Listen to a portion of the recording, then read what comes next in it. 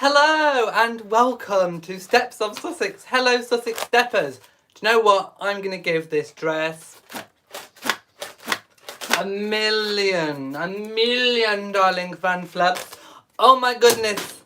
She slayed it out of the park. Oh my goodness gracious. I had to recreate that amazing dress.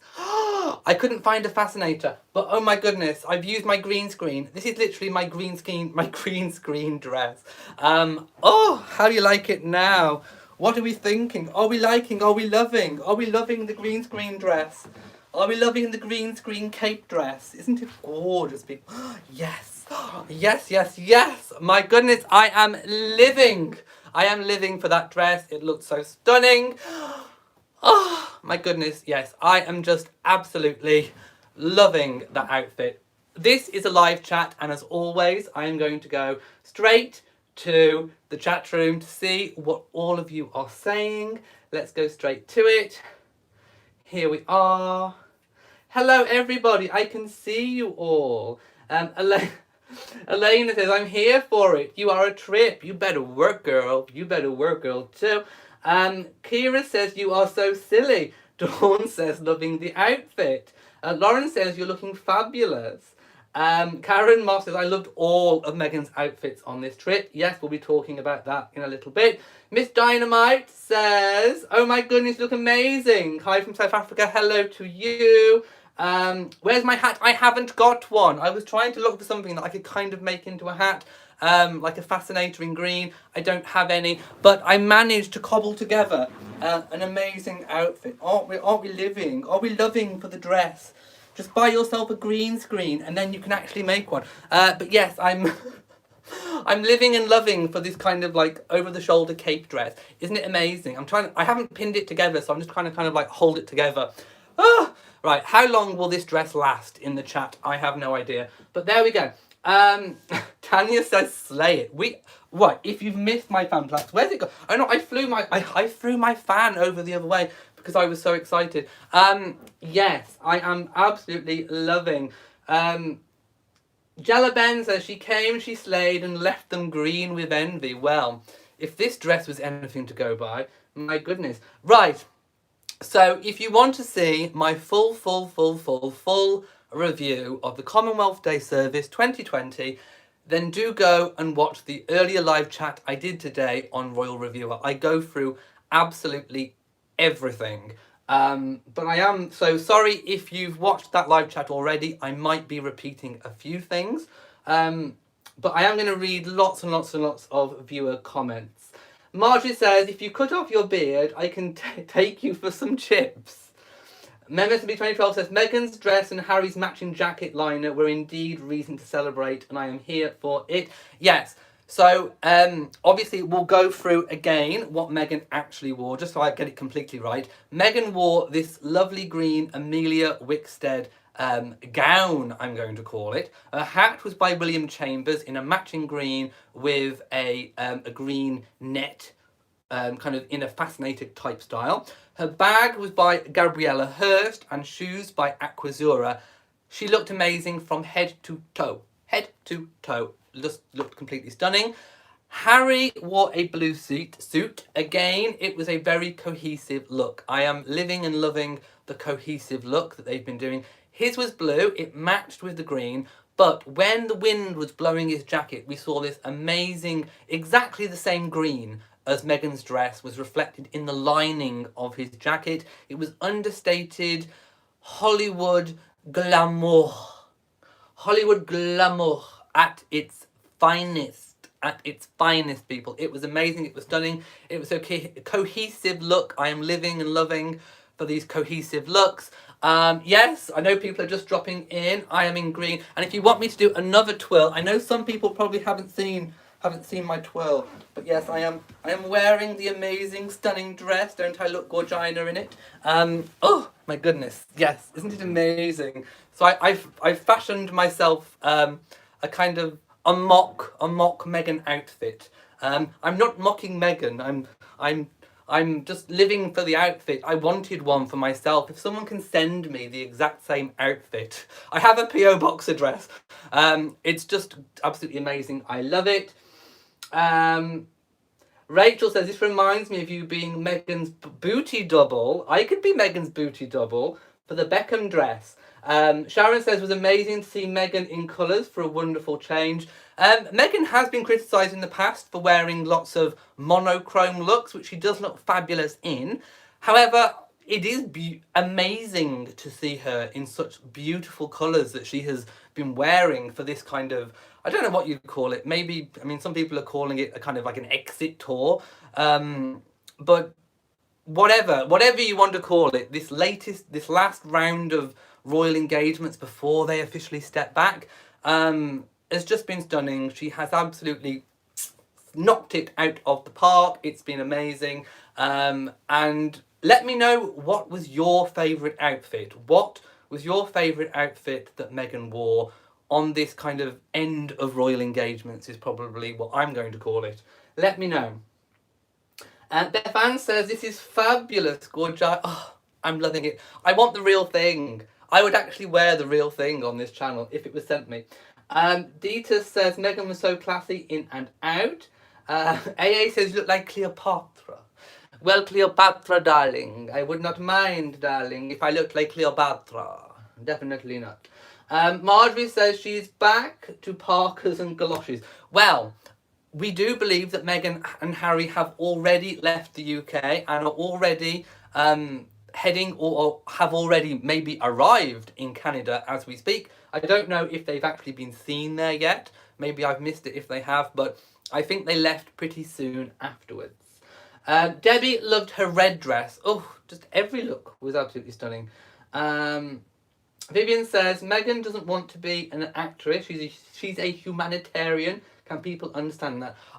I remember before Meghan joined the royal family, and I watched something that she'd done for TV, or it could have been for the TIG, I don't remember.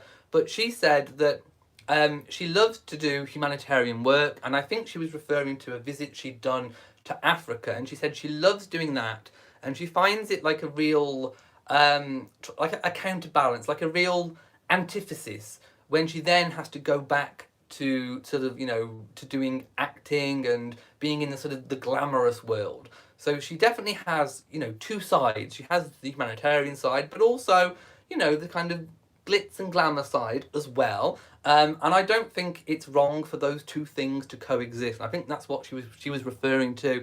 She was referring to that, it is an antithesis, but they are both sides. They are like two sides of the same coin for her.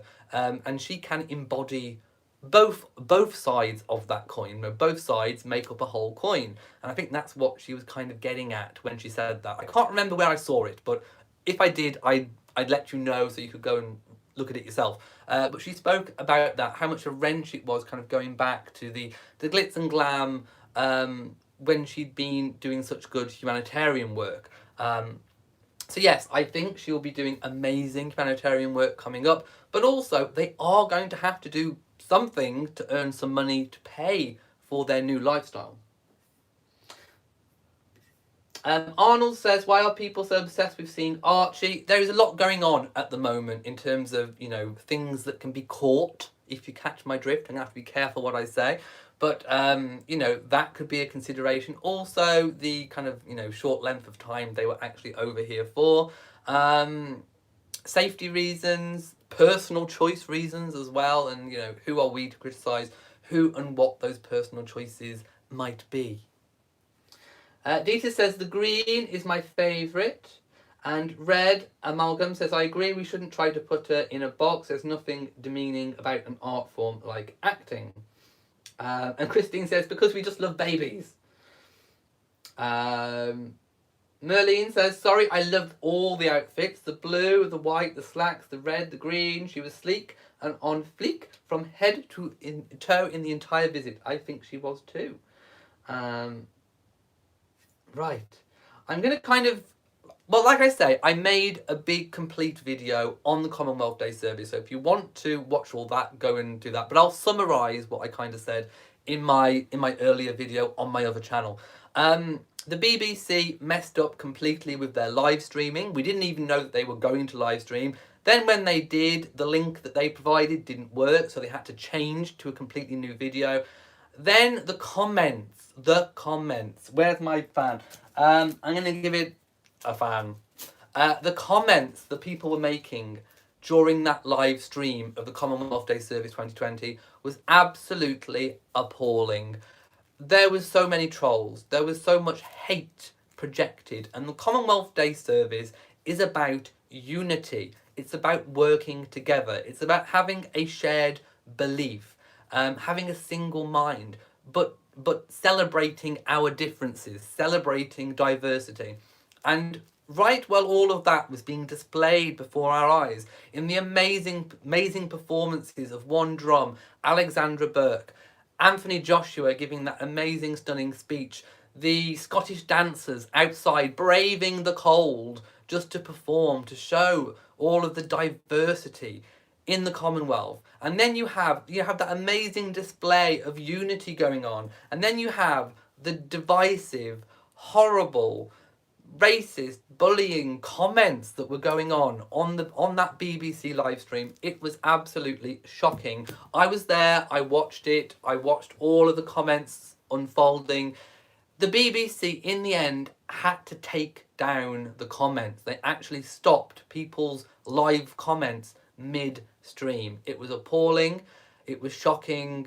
Let me know if you were there and you actually saw it as well. They're obviously all gone now.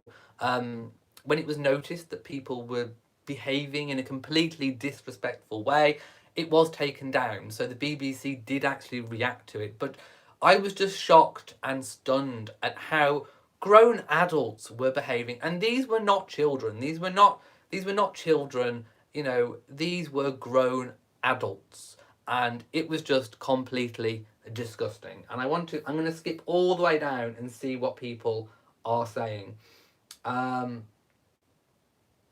We will talk about what the brothers and everyone said amongst themselves in a little moment.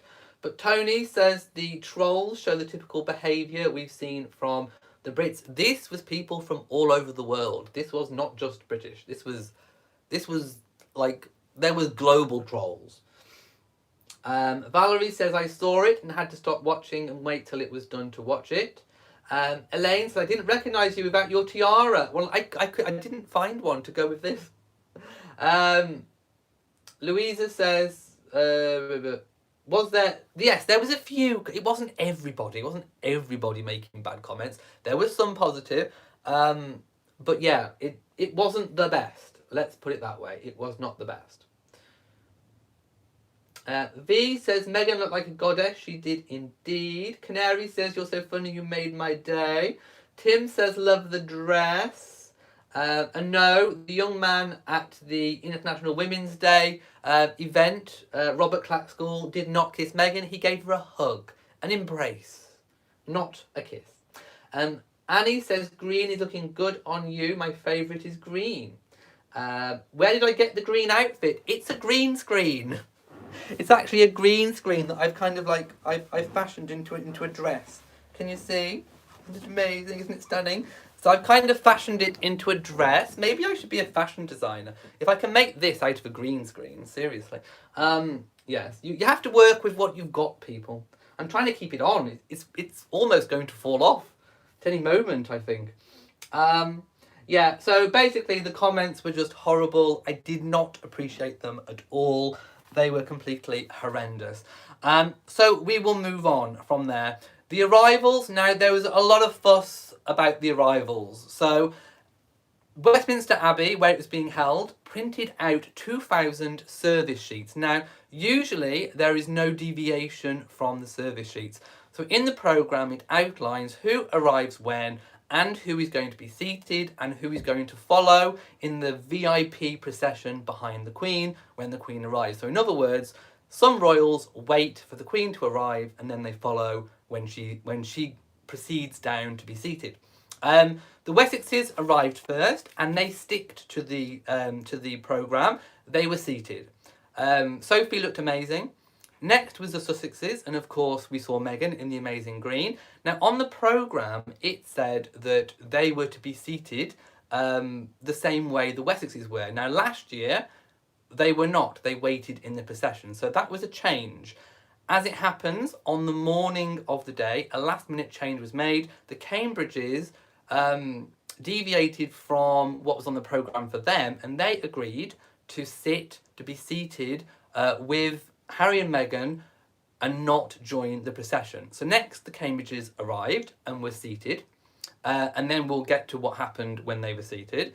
Then it was Charles and Camilla, and then it was the Queen. And then Charles and Camilla, with the Queen, processed down to be seated. It shows me that because obviously the service sheet was printed, there was not time for it to be changed. There wasn't time for it to be reprinted. I don't think Harry and Meghan, William and Catherine knew that that was what was on the service sheet until just a little bit before they were due to go. I think Harry and Meghan must have realised or told that they were going to be seated, unlike last year. I think William and Catherine did offer a little bit of an olive branch by saying, we'll do the same as you to save some face. I think everyone is aware of optics. It would have looked absolutely awful. I think a lot of the press are talking about that this change was actually put in by the Queen's office directly by her private secretary, Edward Young. Now, of course, he represents the Queen in an official capacity. So whether the Queen was aware of these changes or not is unknown. But it's believed that the Queen's private secretary, Edward Young, was behind this. Buckingham Palace was asked to comment. They said there is no set formal format to this annual service, and it depends, the arrivals and departures depend on how many members of the family are attending. But they didn't go on to say why the service sheet was deviated from and why that was not changed. So I think they're trying to save face. It is all about optics. I think William and Catherine realised that, if this had gone ahead as was planned, then the optics of it would have been absolutely awful. It would have fueled even more hate towards the Cambridges, hate towards Harry and Meghan. It would not have been pleasant. It would not have been good optics. Now, we don't know what was agreed at the Sandringham Summit in terms of this transition period. We know a lot of people, regardless of what was discussed behind the scenes, all the intricacies of it, a lot of people would just see what they see. A lot of people would just see optics. And it makes for such bad optics what was actually planned. And I think if William and Catherine hadn't stepped in and agreed to make that change for themselves, to make them the same as Harry and Meghan, it would have just looked absolutely awful. It would have been picked up on, it would have been criticised, it would have invited so much negativity coming in. So I'm glad William and Catherine agreed or offered, we don't know, to make that change for themselves. Whether it was for personal reasons, trying to save their own face, or not trying to divert unnecessary, unwanted, unwelcome attention from themselves or criticism from themselves or not, we don't know. But I'm glad they made that change. I think it was wrong of Edward Young to do that, regardless of what was going on or agreed to behind the scenes. To most people, Harry and Meghan are still senior working royals until the 31st of March. And I think it should have gone ahead exactly the same as it did last year. Going forwards, we don't know. Harry and Meghan are still President and Vice President of the Queen's Commonwealth Trust, which I think would mean that they would still get invited to this service next year. We'll have to wait and see for that one, but I think they will be invited. If they are invited, if they do agree to go, we may see them being seated before the Cambridges next year, which I think would be more appropriate, seeing as they have officially stepped back in the eyes of the world. And of course, that transition period will have been completed. So we're going to have to wait and see. It'll be interesting to see what happens next year, how they actually play, how it pans out, how it plays out. We're going to have to wait and see. But let's get also to what was said when they did sit down and join each other. Of course, you know, Harry and Meghan were sat by Edward and Sophie. They were having lots of animated chats and discussions before William and Catherine got there. But when William and Catherine got there was lots made in the press from lip readers and body language experts. I'm not going to go into too much detail because they do tend to vary slightly between lip reader and body language expert. But I will say, in general, the optics of that greeting were not good. It wasn't warm. It wasn't necessarily friendly. It wasn't overtly anything. It looked a little bit cold. It looked a little bit empty. And it was in a stark contrast to how Harry and Meghan were interacting with Edward and Sophie, which was, of course, very animated and quite lively and joyous, lots of smiles. William did say hello to Harry, and I think Catherine did say something. One of the body language experts did turn around and say that, no, one of the lip readers did turn around and think that that Harry said to Meghan, he only said, he said hello to me and that was all, or something of that nature.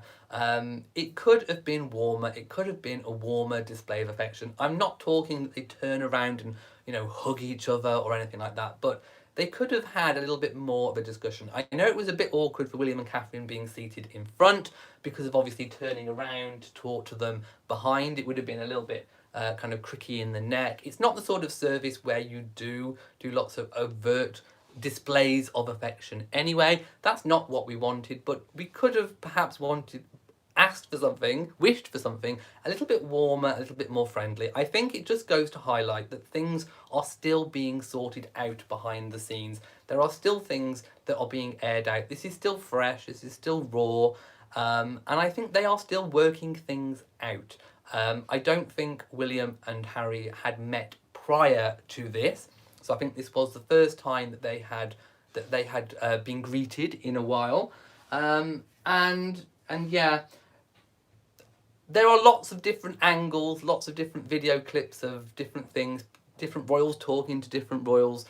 So you've probably all seen kind of different things, but the ones that I have seen Harry and Meghan talking to Edward and Sophie. I can't remember which ones, or else I would direct you to it, but one of them I have seen did show that. And it may have been from a different angle or something. So yeah, everyone's going to have their own personal opinions on it. Let me know what you think in the comments. Just let me know. Right, I think we're going to kind of move on from that one. Let me just see if there's anything else that I've missed before I go.